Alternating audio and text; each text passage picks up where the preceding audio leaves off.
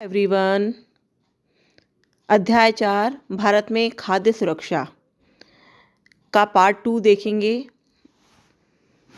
इससे पहले हमने पढ़ा कि भारत में खाद्य असुरक्षित कौन है। इसको हमने रामू और अहमद की कहानी के माध्यम से पढ़ा। अब हम आगे चलते हैं।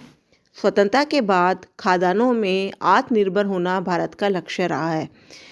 जैसे ही भारत ने स्वतंत्रता प्राप्त की तो भारत के जो नीति निर्माता थे वह ये चाहते थे कि भारत खाद्यान्न में आत्मनिर्भर हो जाए। स्वतंत्रता के पश्चात भारतीय नीति निर्माताओं ने खाद्यान्न में आत्मनिर्भरता प्राप्त करने के सभी उपाय किए। जैसे ही भारत को स्वतंत्रता प्राप्त हुई तो जो भारत के नीति निर्माता थे जो वे यही चाहते थे कि भारत खाद्यान्न में आत्मनिर्भर हो जाए। इस आत्मनिर्भरता को प्राप्त करने के लिए उन्होंने सभी उपाय किए। भारत ने कृषि में एक नई रणनीति अपनाई जिसकी परिणति हरित क्रांति में हुई, विशेषकर गेहूं और चावल के उत्पादन में।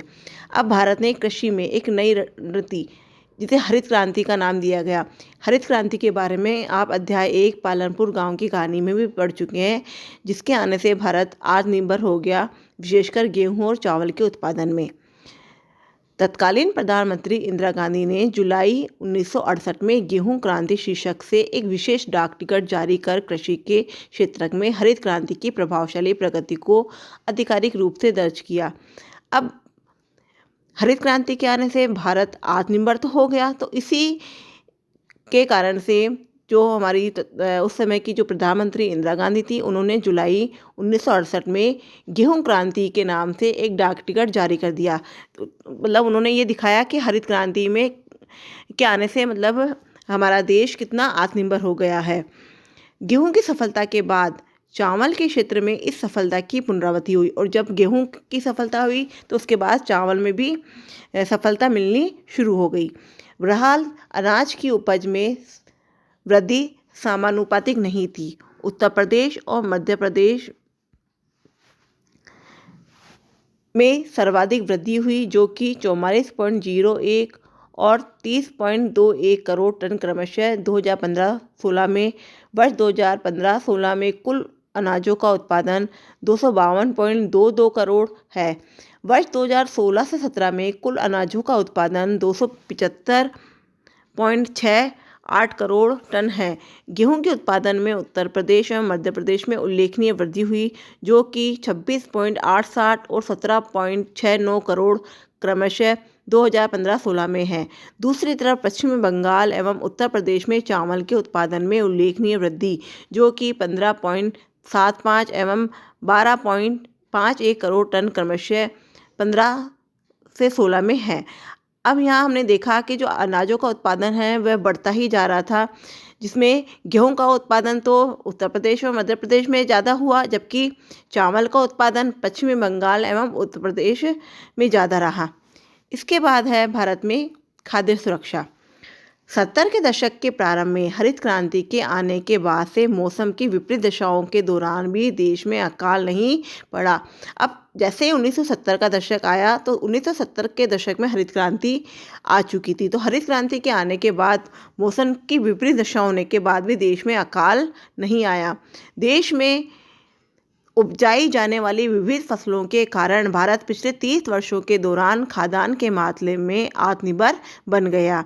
सरकार द्वारा सावधानीपूर्वक तैयार की गई खाद्य सुरक्षा व्यवस्था के कारण देश में खराब मौसम स्थितियों के बावजूद अथवा किसी अन्य कारण से अनाज की उपलब्धता और भी सुनिश्चित हो गई। अब हमारा देश खाद्यान्न के मामले में हालांकि मौसम खराब होने के बावजूद भी हमारा देश खाद्य के उत्पादन के मामले में आत्मनिर्भर हो गया। अब इस व्यवस्था के 2 घटक है, एक तो बफर स्टॉक और है दूसरा सार्वजनिक वितरण प्रणाली। अब भारत कैसे खाद्य सुरक्षा में आत्मनिर्भर हो गया, तो बफर स्टॉक क्या है? बफर स्टॉक भारतीय खाद्य निगम FCI food corporation of India के माध्यम से सरकार द्वारा अधिप्राप्त अनाज, गेहूं और चावल का भंडार है। तो बफर स्टॉक क्या होता है? सरकार क्या करती है, आपातकालीन स्थितियों में अपने पास एक भंडार रखती है, जिस अनाज का भंडार रखती है, जिसे संकट के समय काम में लिया जाता है। तो बफर स्टॉक भारतीय खाद्य निगम जो होती है वह सरकार द्वारा अधिप्राप्त अनाज, गेहूं और चावल का भंडार है। भारतीय खाद्य निगम अधिशेष उत्पादन वाले राज्यों में किसानों से गेहूं और चावल खरीदता है। तो जहां पर भी उत्पादन का शेष बच जाता है, उस उत्पादन के शेष वाले राज्यों से, मैंने आपको अधिशेष पहले भी समझा चुकी हूँ, तो जहाँ पर उत्पादन ज़्यादा होता है और उत्पादन का अधिशेष बच जाता है, तो ऐसे राज्यों से के किसानों से भारतीय खाद्य निगम गेहूं और चावल खरीद लेता है। किसानों को उनकी फसल के पहले से घोषित कीमतें दी जाती है, जो पहले से जो निर्धारित कीमत होती है, जिसे न्यूनतम समर्थित कीमत कहा जाता है, वह सरकार द्वारा किसानों को दे दी जाती है। अब ये न्यूनतम समर्थित कीमत क्या होती है? न्यूनतम समर्थित कीमत वह होती है जिसे सरकार न्यूनतम रूप से निर्धारित करती है, जिसमें सरकार पहले से ये निर्धारित करती है कि किसी भी किसान को उसकी उपज के बदले में यह कीमत दी जाएगी, जिसे न्यूनतम समर्थित कीमत कहा जाता है। इन फसलों के उत्पादन को प्रोत्साहन देने के उद्देश्य से बुआई के समय मौसम से पहले सरकार न्यूनतम समर्थित कीमत की घोषणा करती है। खरीदे हुए अनाज खाद्य भंडार में रखे जाते हैं। तो जैसे ही फसलों का उत्पादन होता है, उस उत्पादन से पहले ही सरकार क्या करती है? किसानों को प्रोत्साहन देने के लिए बुआई के मौसम से पहले सरकार न्यूनतम समर्थित कीमत की घोषणा कर देती है, और उनके बाद जो भी अनाज किसानों से खरीदा जाता है, उस अनाज को खाद्य भंडार में रखा जाता है। क्या आप जानते हैं कि सरकार बफर स्टॉक क्यों बनाती है? ऐसा कमी वाले क्षेत्रों में और समाज के गरीब वर्गों में बाजार कीमत से कम कीमत पर अनाज के वितरण के लिए किया जाता है। तो सरकार ऐसा इसलिए करती है क्योंकि सरकार चाहती है कि समाज के जो गरीब वर्ग है उनको बाजार कीमत से भी कम कीमत पर अनाज मिले। तो इस कीमत को निर्गम कीमत कहते हैं। किस कीमत को निर्गम कीमत कहते हैं? जो कीमत समाज के गरीब वर्गों को बाजार से कम कीमत पर अनाज देती है, वह कीमत निर्गम कीमत कहलाती है। ये खराब मौसम या फिर आपदा काल में अनाज की कमी की समस्या को हल करने में भी मदद करता है। तो जो बफर स्टॉक होता है वह आपदा काल में या फिर जब खराब मौसम होता है, तो जिस मौसम खराब होने के कारण अगर किसी वर्ष उत्पादन कम होता है, तो हम जो उत्पादन है बफर स्टॉक से काम में ले सकते हैं। तो ऐसे समय में भी ये जो बफर स्टॉक है, ये उस समस्या को हल करने में मदद करता है। तो आपने पढ़ा है कि क्या होता है बफर स्टॉक? बफर स्टॉक वह होता है जिसे सरकार द्वारा खाद्य सुरक्षा बनाने के लिए अनाज और गेहूं और चावल का भंडार करती है, जिसे भारतीय खाद्य निगम द्वारा किया जाता है। इसके बाद है सार्वजनिक वितरण प्रणाली। भारतीय खाद्य निगम द्वारा अधिप्राप्त अनाज को सरकार विनियमित राशन दुकानों के माध्यम से समाज के गरीब वर्गों में वितरित करती है। इसे सार्वजनिक वितरण प्रणाली PDS कहते हैं। आपने देखा होगा कि सार्वजनिक वितरण प्रणाली क्या है? सरकार क्या करती है? सरकार भारतीय खाद्य निगम द्वारा अधिप्राप्त जो भी अधिप्राप्त होता है, उस अनाज को सरकार विनियमित राशन दुकानों के माध्यम, जो राशन की दुकान होती है, उसके माध्यम से समाज के गरीब वर्गों तक पहुंचाती है। अब अधिकांश क्षेत्रों, गांवों, कस्बों और शहरों में राशन की दुकानें हैं। देश भर में लगभग 5.5 लाख राशन की दुकानें हैं। राशन की दुकानों में जिन्हें उचित दर वाली दुकानें कहा जाता है, चीनी, खाद्यान्न और खाना पकाने के लिए मिट्टी के तेल का भंडार होता है। ये सब बाजार कीमत से कम कीमत पर लोगों को बेचा जाता है। तो जो राशन की दुकानें होती हैं, उन दुकानों को उचित दर वाली दुकानें भी कहा जाता है, और इन दुकानों से हमें चीनी और खाना पकाने के लिए जो मिट्टी का तेल होता है वह मिलता है, और इन चीज़ों को बाजार कीमत से भी कम कीमत पर बेचा जाता है। राशन कार्ड रखने वाला कोई भी परिवार प्रति माह इनकी एक अनुबंधित मतलब एक फिक्स मात्रा जो रहती है, जैसे 35 किलोग्राम अनाज, 5 लीटर मिट्टी का तेल, 5 किलोग्राम चीनी आदि निकटवर्ती राशन की दुकान से खरीद सकता है। तो इस तरह आपने देखा कि जो सार्वजनिक वितरण प्रणाली है, इसके माध्यम से सरकार गरीब लोगों तक कैसे राशन पहुंचाती है। अब राशन कार्ड 3 प्रकार के होते हैं। तो राशन कार्ड 3 प्रकार के होते हैं। एक तो होता है अंत्योदय कार्ड, जो निर्धन लोग होते हैं उनके लिए होता है, जैसे कि भिखारी या फिर निरक्षित लोग। दूसरा होता है बीपीएल कार्ड, जो निर्धनता रेखा से नीचे के लोगों के लिए होता है, जिसे बीपीएल अर्थात बिलो पॉवर्टी लाइन कार्ड के नाम से भी जानते हैं। और तीसरा होता है एपीएल कार्ड, जो अबोव पॉवर्टी लाइन जो होता है वह अन्य लोगों के लिए होता है, जो निर्धनता रेखा से थोड़ा सा ऊपर होते हैं। तो 3 तरह के राशन कार्ड होते हैं।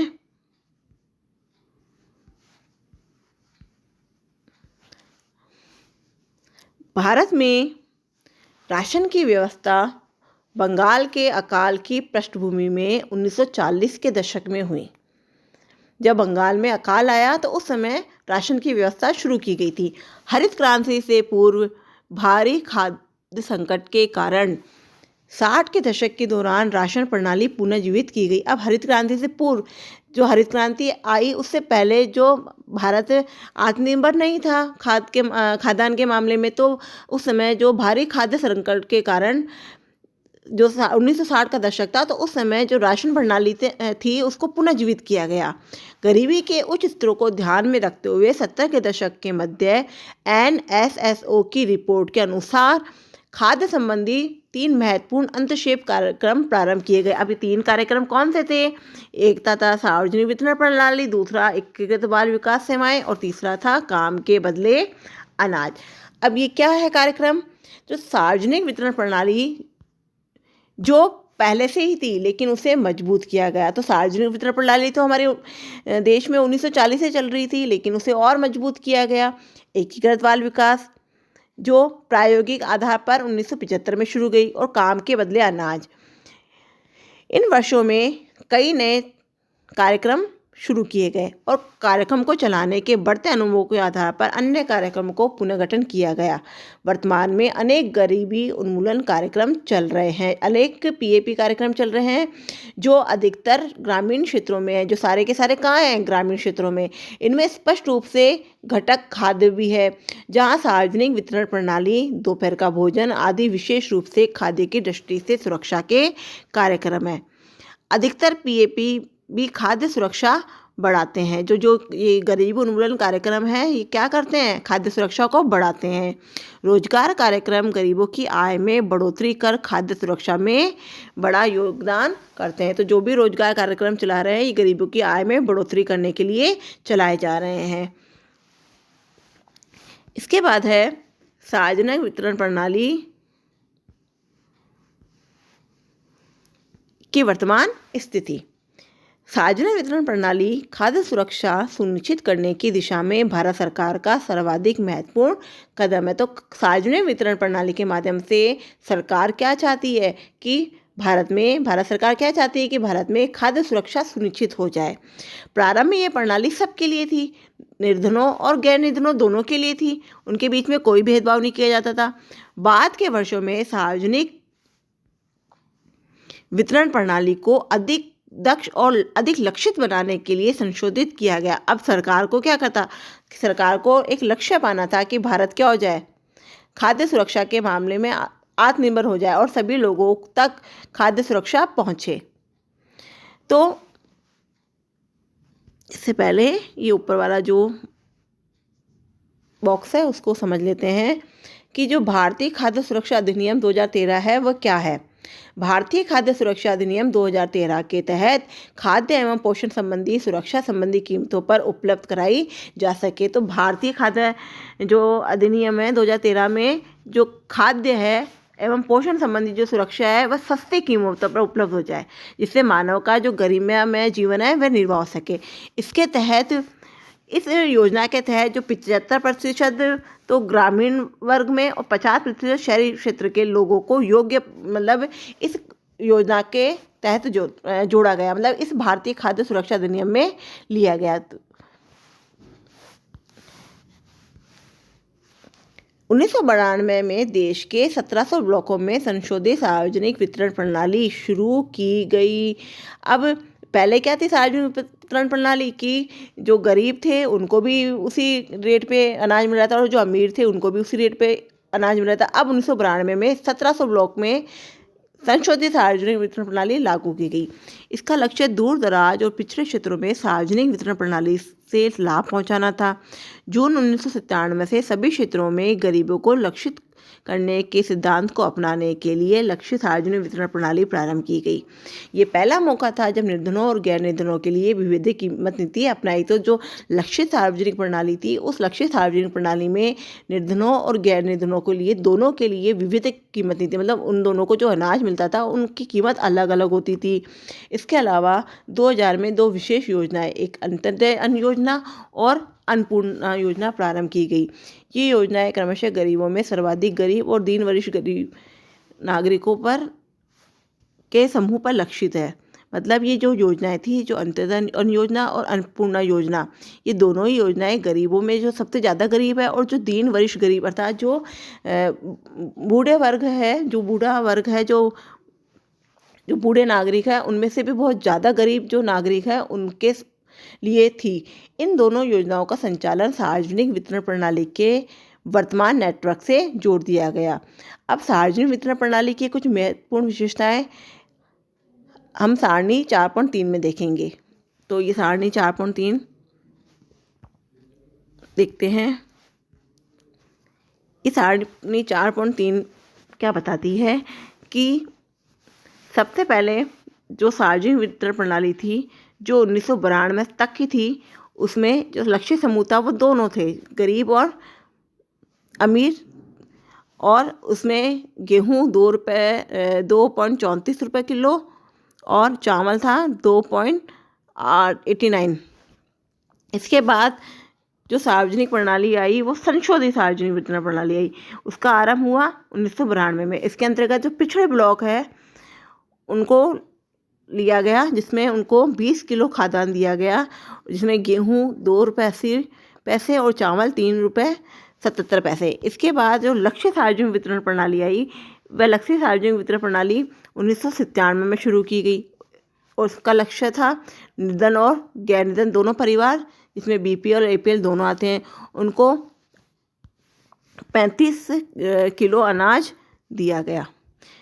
और BPL परिवारों के लिए गेहूं और चावल की अलग कीमत थी और APL के लिए गेहूं चावल की अलग कीमत थी। जो आपने ऊपर यहाँ पढ़ा था ना कि जो गैर निर्धनों और जो निर्धन और गैर निर्धन थे उनके लिए पहला मौका था कि जो लक्ष्य सार्वजनिक प्रणाली थी उनमें दोनों के लिए विविधक कीमत नीति अपनाई। इसके बाद अंत्योदय योजना आई, जिसे 2000 में लागू किया गया। 2002 में ये किसके लिए थी? ये निर्धनों में सबसे अधिक जो निर्धन थे उनके लिए थी। इसमें 35 किलो खाद्यान्न दिया गया, जिनमें गेहूं की रेट 2 रुपये और चावल की रेट 3 रुपये थी। इसके बाद अन्नपूर्णा योजना आई, जिसे 2000 में लागू किया गया। ये योजना में दीन वरिष्ठ नागरिक जो बूढ़े वर्ग थे उनके लिए थी। इसमें 10 किलो खाद्यान्न दिया गया और जो बूढ़े वर्ग तो बेचारे की हड्डियाँ कमज़ोर हो जाती है तो वो कहाँ से पैसा लाएंगे, तो उनके लिए जो खाद्यान्न था उसकी कीमत थी निःशुल्क। अब जो राष्ट्रीय खाद्य सुरक्षा अधिनियम था उसे 2013 में लागू किया। इसमें जो योग्य परिवार थे, जिसमें आप देखा था कि जो 75% तो ग्रामीण थे और 50% कौन थे? शहरी क्षेत्रों के लोग थे। उनको 5 जो किलो प्रति व्यक्ति प्रति माह, मतलब एक व्यक्ति को 5 किलो मिलता था, जिसमें गेहूँ, चावल और अनाज की ये रेट दी गई है। इस तरीके से ये सार्वजनिक वितरण प्रणाली की कुछ महत्वपूर्ण विशेषताएं हैं, जिसे सारणी में दिखाया गया है, जिसमें ये दिखाया गया है कि कौन सी योजना कब प्रारंभ हुई, उसका आरंभ का वर्ष है, लक्ष्य समूह दिया गया है, मात्रा कितनी है और उनकी कीमत क्या निर्धारित की गई गेहूँ और चावल की। इसके बाद है इन वर्षों के दौरान सार्वजनिक वितरण प्रणाली को मूल्यों को स्थिर बनाने और सामर्थ्य अनुसार कीमतों पर उपभोक्ताओं को खाद्यान्न उपलब्ध कराने की सरकार की नीति में सर्वाधिक प्रभावी साधन सिद्ध हुई। इसने देश के अनाज की अधिशेष क्षेत्रों से कमी वाले क्षेत्रों में खाद्य पूर्ति के माध्यम से अकाल और भुखमरी की व्यापकता को रोकने में एक महत्वपूर्ण भूमिका निभाई। इसके अतिरिक्त आमतौर पर निर्धन परिवारों के पक्ष में कीमतों का संशोधन होता रहा। जैसे ही निर्धन परिवार होते तो उनके लिए कीमत और कम कर दी जाती थी। न्यूनतम संवर्धित कीमत और अधिप्राप्ति ने खाद्यान्नों के उत्पादन की वृद्धि में योगदान दिया तथा कुछ क्षेत्रों में किसानों को आय सुरक्षा प्रदान की। तथापि सार्वजनिक वितरण प्रणाली को अनेक आधारों पर कड़ी आलोचनाओं का सामना करना पड़ा। अनाजों से ठस भरे अन्न भंडारों के बावजूद भुखमरी की घटनाएं हो रही है। एफसीआई के भंडार अनाज से भरे। अब एफसीआई क्या है? एफसीआई है भारतीय खाद्य निगम। कई अनाज सड़ रहा है तो कुछ स्थानों पर चूहे अनाज खा रहे हैं।